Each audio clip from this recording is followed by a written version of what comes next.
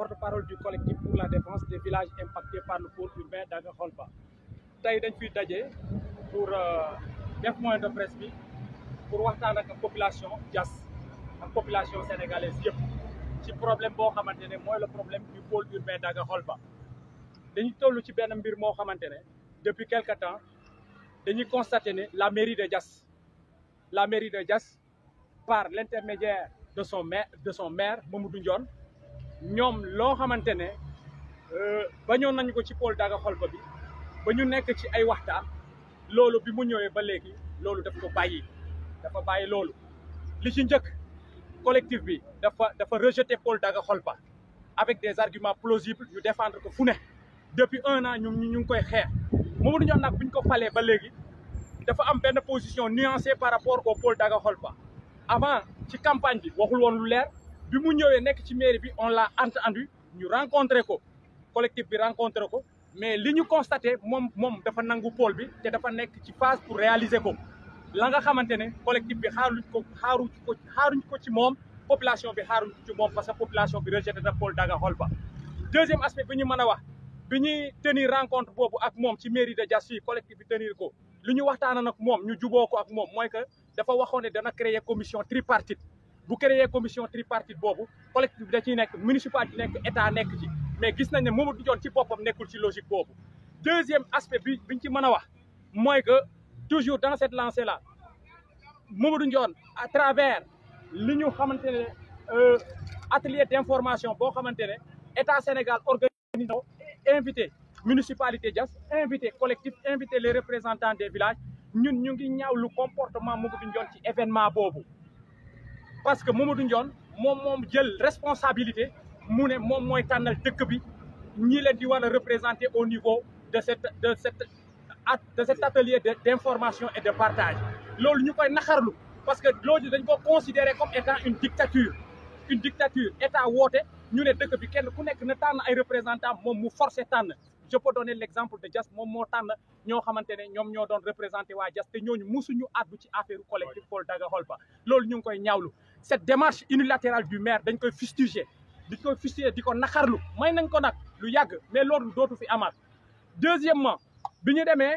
demee ca atelier ba le représentant du collectif a été bloqué par l'investigation du deuxième adjoint au maire Pape Malick Pouy moom moo def de telle sorte que les gens ont bloqué notre représentant Souleymane Ciss pour mu bañ a participer pour mu bañ a wax ministre bi la position de la population de Diass loolu aussi ñu ngi koy naqarlu pour vous dire que l'équipe municipale est en train de jouer le jeu l'équipe municipale est en train de manipuler pour que pôle d'Aga Kholpa ñu réaliser ko ñun nag le collectif pour la défense des villages impactés par le pôle d'Aga Kholpa duñ ko musa nangu. Alors pour aller dans cette lancée là ca atelier boobu ñun forcé nañu ba participer ci atelier bi teg suñu doléance wax problème population bi vis-à-vis de ce pôle urbain d'Aga Kholpa qui constitue une pôle nuisible pour la population de Diass ñu rejeté ko foofu. À l'issue des débats le ministre Abdoulaye Sow nga xamante ne moom moo yor urbanisme dafa d'accord ne pôle d'Aga Kholpa war nañ ko waxtaanee au niveau de Diass moom mu prémoidroon ne dana nekk un facilitateur dana dellu ci terrain bi waxtaan ak population bi. su ko defee ñu xool lan la ñuy def loolu nag à notre grande surprise amul dañuy jékki-jékki barki démb les représentants de Safrou ñu ñëw fii au niveau de Diass conseil municipal via son maire ñu recevoir leen ñu waxtaan ñoom lu ñuy waxtaan sans impliquer le collectif sans impliquer la population de Diass. mais démb ñoom ñu wàcc ci terrain bi ñu continuer di def recensement boo xamante ne préfet génne woon na arrêté bi fan yee passé ñun ñu rejeté woon ko ñu waxoon population bi ne buñ ci dugg loolu naxaate la tey jii ñoom waa municipalité bi ñoom ñoo nangu gars yi dem ci terrain bi pour ñu def recensement bi te délégation boobu Aliou moom moo ko dirigé ak Demba Seck ak Leyti ñoom ak Badara nga xam ne ñooñu ay membre collectif bi la depuis 1 an ñun ak ñoom ñoo doon nekk ci terrain bi di arrêté gars yi les vidéos sont là les points de presse sont là ñoom ñu rejeté woon catégoriquement le pôle d'Aga Kholpa ñun dañu am surprise tey am naxar ci suñuy mbokk ñoo xamante ne ñun ñoo nekkoon ci terrain bi di combat aujourd'hui on sait au nom de quoi ils se sont retournés contre la population pour livrer Diass à l'État du Sénégal loolu duñ ko nangu tey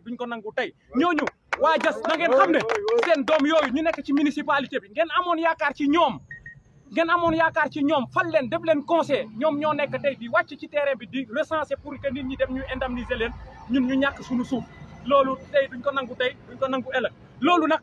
loolu yëpp Mamadou Ndione la le maire de Diass moom mooy manigancé yooyu yëpp te maire dinañ def face à moom duñ ko may dara pôle bi waa Diass dañ ko rejeté catégoriquement on confirme que notre rejet pôle Daga Kholpa pôle bi du fi amee ñun nanguwuñu ko tey nanguwuñu suba pour des arguments plausibles fi may terminer mooy que dem nañ tey ca terrain ba arrêté délégation bi y avait le sous-préfet y avait le président de la commission domaniale avec les services techniques ñoom ñoo fa nekkoon ñu ne Mamadou Ndione da leen ne tout est clean à Diass waxtaane nañ affaire bi nañu dem recenser loolu ñu ñaawlu ko loolu amul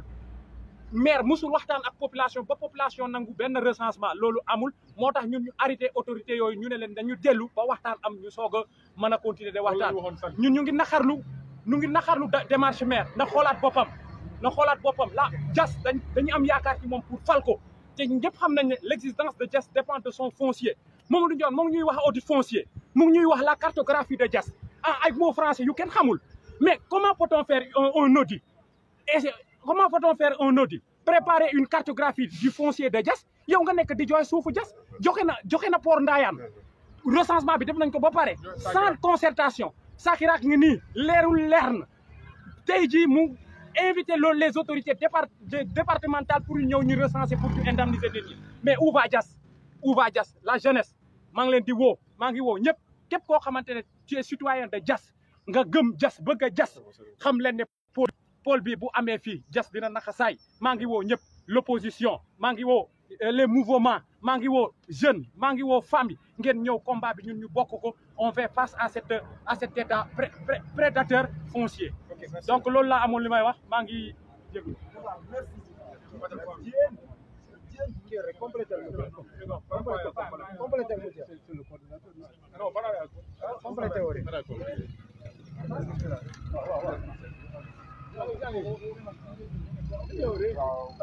ma sànni si quelques kàddu rek par rapport ak li ñu saawa donc ñun dañoo jóge si terrain bi ñi neewoon ñu ñu envoyé woon service technique état bi arrêté nañ seen liggéey ñu ngi doon dugg ci recensement terrain bi ñun arrêté nañ liggéey parce que li tax ñu arrêté ko Moussa expliqué na ko léegi ñun dañoo nekkoon ci tànku waxtaan concertation lañ nekkoon ministère bi loolu lañ promettroon monsieur le maire loolu lañ promettroon donc ci tànk yooyu lañ doon xaar pour ñu def concertation yooyu mais malheureusement ñoom ñu andi leneen donc ñun nag du ñu nangu suñu suuf si ñu tax saxee ko noonu donc balaa ñuy laal dara ci suufu Diass nañ toog waxtaan ak Diass parce que lu ñu jot a présenté ci projet bi étude d'impact environnemental et social am na loo xam ne génnee na ko ci maanaam norme environnementale yi ak sociale yi am na norme boo xam ne projet bi respecté wu ko mooy la norme portant sur les populations autochtones maanaam population bi kenn impliqué wu leen ci projet bi loolu moo taxoon ba ministère bi jëloon engagement ne dina wàcc sur le terrain ak service technique yi ñu continuer waxtaan bi nga xam ne commencé woon nañ ko Mbour donc loolu lañ doon xaar waxtaan boobu ñu continuer ko monsieur le maire aussi moom diggoon nañ ne dina créer benn commission tripartite boo xam ne waa collectif bi ñoo ci nekk ak waa mairie ak service technique état bi maanaam ñu yore projet pôle urbain bi mais loolu yëpp defu ci dara tey jii mu envoyé ñi nga xam ne ñooy recensé mu envoyé leen ci terrain bi ñun dañuy ñaawlu doxalin maire doxalin boobu mu doxalee parce que ñun xaaruñu ko woon ci loolu li mu ñu waxoon mooy ñu def concertation balaa ñuy def dara ci terrain bi mais malheureusement loolu de envoyé na gars yi pour ñu recenser moo tax ñu arrêté leen te am na perspective yoo xam ne ñu ngi koy waajal ñu ngi war a def benn marche pacifique marche boobu prévoir woon nañ ko il y a de cela 1 mois bu ñu ko programmé mais jour bi ñu ko jàppoon dafa fekke woon dafa coïncider woon ak inauguration bu centrale solaire bi donc looloo tax amuñu woon autorisation sous préfet mais ñun programmé woon nañ que le 19 juin incha allah ñun nañ convoqué nañ invité nañ population Koursafia yëpp ñu ñëw taxaw pour ñu défendre suñu suuf parce que état Sénégal ni mu nar a def ak suñu suuf bu ñu ko bàyyee bu yàggee ñun ñu dëkk fii sax dinañu génnee ñu ne dem leen dëkki feneen parce que gis ngeen aéroport bi luñ ci def ñu ngi ko yokk à chaque instant port bi aussi liñ ci waxoon respecté wuñu jël nañ loo xam ne ëpp nañ li ñu annoncé woon au départ pôle bi aussi ñu bëgg a jël plus de 3000 hectares ak yeneen projets yi nga xam ne état bi mu ngi koy waajal pour mu def ko fii ci commune du Diass bu leen seetaanee ñu jël loolu bu yàggee dootuñu xam sax ñun ñi nga xam ne ñu ngi dëkk fii bu yàggee dinañu génne moo tax ñu ngi oo ñëpp ñu taxaw pour défendre cause commune du Diass surtout ci li jëm ci wàllu foncier voilà maa ngi leen di remercier bu baax. bon ok man nag su ma wax ci sore du yàgg mooy ne maa ngi nuyu ñëpp di leen sant ñu les jeunes la ma waxoon monsieur le ministre Sali moom lay réitéré nous sommes une communauté minoritaire te li ñu nekk am minorité ci Sénégal ñun ñoo sañ Sénégal te mun na wax communauté waxoo suuf je ne m'adresse ni à monsieur le maire ni à monsieur le ministre parce que dañuy tuuti pour régler suñu problème kii régler suñu problème c'est le président de la République on est en train de le leurrer de le mentir nañ ko wax dëgg munoo pas xaaj Safet Paul Daga-Kholpa zone économique spéciale ZAC le port de Ndayane les zone de gaz na zone d'extension na zone de sécurité de l'aéroport boo ko jëlee ci suñu suuf yi lan moo ci des est-ce que les enfants ont demandé à naître li am fii rek la am ci Sénégal amul fenn mais léegi jox nañ leen 1 kilomètre 500 ci seen dëkkuwaay pour zone d'extension mais kan moo mën a wax ne tey benn village impacté tey wala saa fen réservé nañ leen nangam mais nit day wax dëgg fen baaxul autorité buy fen da nga war a démissionner c'est eux qui nous avaient dit que dañuy wàcce sur le terrain wax la population bi pourquoi on ne peut pas le faire pourquoi ñu ñëw di yem fii ci mairie bi la mairie est là pour faciliter les choses c'est le ministre qui l'a dit c'est un facilitateur mais bu nekk buy wut promotion nga defee ne fii nga ko jaaree tu te trompes lu ñu ci bañuñu ko ci ñëwoon naa ko kenn benn xale du baari tali bii benn xeere du fi sànni xeer bu ñu bëggee xeer dinañu xeex ak ñoom ba mu saf-saf te ñu naan suñu ataaye nag ils n'ont qu'à prendre leur responsabilité réew gis nga boo ko yoree da ngay ménager dag jàmm ñun suñu infériorité numérique neewul ne ñun dañu ragal wala mënuñu dara déedéet mbalit baa ngi nii ñaata milliards lañ ci investir nil c'est ce qui va se passer ici le pôle n'aura pas lieu incha allahu rabbi xanaa yàlla nangu li ñu yoroon bu soobee yàlla